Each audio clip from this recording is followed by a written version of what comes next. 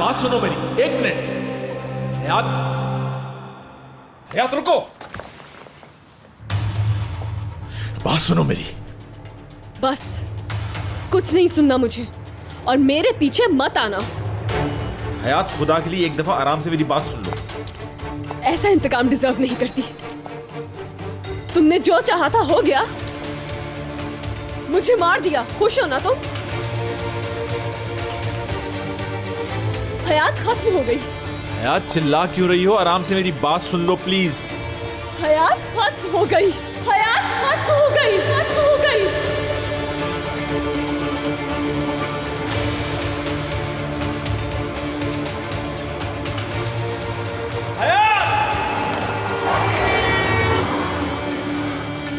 क्या कर रही हो? पागल तो नहीं हो गई?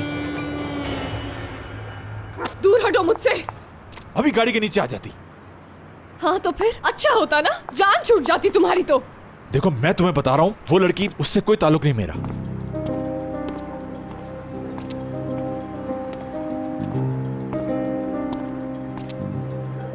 हयात, तुम गलत समझ रही हो। क्या गलत समझ रही हूँ मैं? हाँ, तुम्हें नजर नहीं आ रहा क्या हो रहा है? भाई का ऐसा कोई ताल्लुक नहीं है उस लड़की से।